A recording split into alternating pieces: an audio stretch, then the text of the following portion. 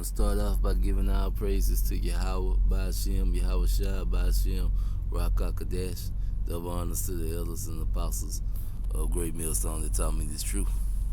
Alright, as you can see, as the title in this article, that judgment is going out across the whole world. But not gonna really tackle that on this video. This one I'm gonna get into this whole feminist thing.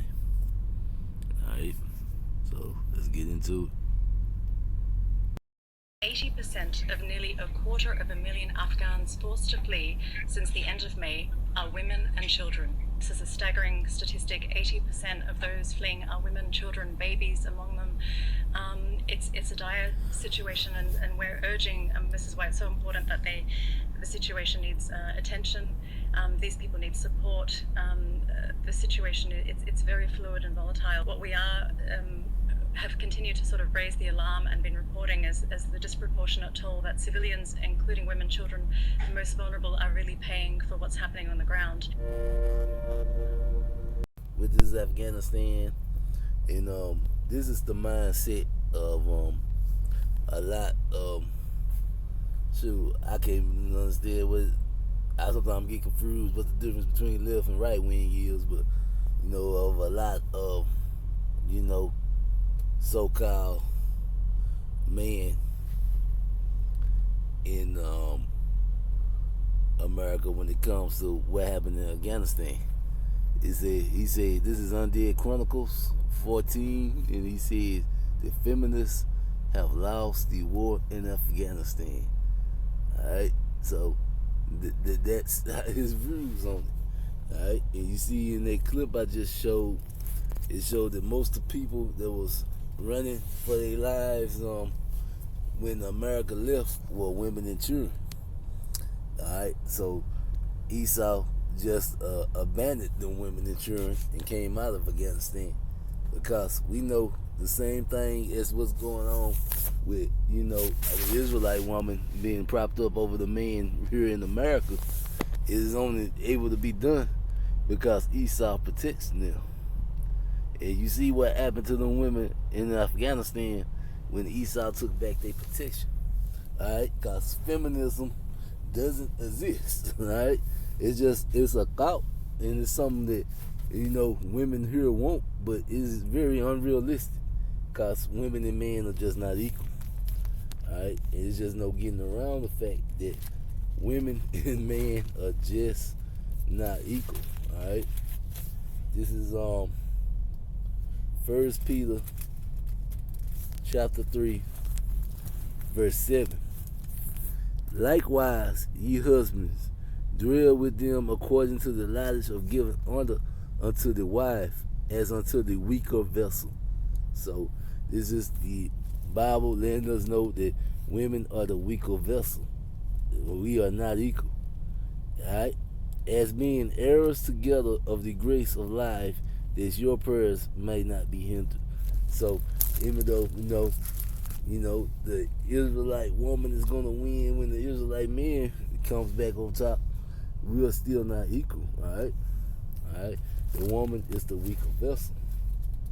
Alright, and this is just a lie of the devil, of Satan, of the deceiver, that women and men can be equal on the same playing field. There just ain't no truth to it. Yeah.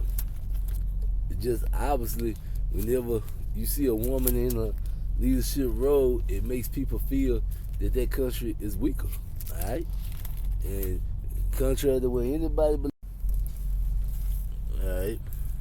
And like I was saying, you just automatically assume that when women lead men, that no men are weak. Alright? Like I said, hell, that even goes with the vice president. When you see a woman as the vice president, you automatically assume that country is weak. And a lot of countries have expressed their thought, such as China, Russia. When your women are taking over the roles that your men are supposed to be doing, it just makes the country, it makes the outsiders think that you are weak and that they might be able to come forth unto you. Alright? And this is Genesis chapter 2, verse 20. And Adam gave names to all the cattle, and to the fowls of the air, and to every beast of the field. But for Adam there was not a help, and a help me for him. Alright? So Adam was wanting a help me, and that's what why the Lord created the woman. Alright? And the Lord cast a deep sleep to fall upon Adam, and he slept, and took one of his ribs, closed up his flesh instead thereof. Alright? And the rib which the Lord power had taken from man made he a woman, and brought her unto man. Alright? And Adam said, this is my bone of my bone, and flesh of my flesh. She should be called woman, because she was taken out of man. Therefore should a man leave his father and his mother, and should cleave unto his wife, and they should be one flesh. Alright? So that was the Lord, gave Adam his helpmeet, his woman. Alright? And then you go over to Genesis, the 3rd chapter, 16th verse. Unto the woman he said, I will greatly multiply thy sorrow and thy conception, and in sorrow thou shalt bring forth children, and thy desire shall be to thy husband, and he shall rule over thee. So this was the Lord saying in the law that he put the man above the woman. Alright? See, if women could do what men could do, if women were on the same level as men, they would have been running from the Taliban. They would have been fighting the Taliban off, putting them back in their place. But as you can see, that is not what happened. What happened was these women took off running and fleeing for their life. Alright? Because men and women are just not equal. Alright? This is 1 Corinthians. And it is also a shameful thing for the women to be above the man. That's why the Lord created a new thing, like it says in Jeremiah, the woman should rule over the man. It's to shame Israel for all the wrong that we did to the Lord. It was a punishment unto us that our women are now on top of us. Alright? And the Lord said, when we return to him, that he was going to set things back up right. And Israelite man was going to take his place again as the ruler. Alright? This is 1 Corinthians chapter 11, verse 8 and 9. For the man is not of the woman, but the woman of the man. Neither was the man created for the woman, but the woman created for the man. Alright, so this is letting you know that women were created to, serve their man. Alright? That was what this verse is saying.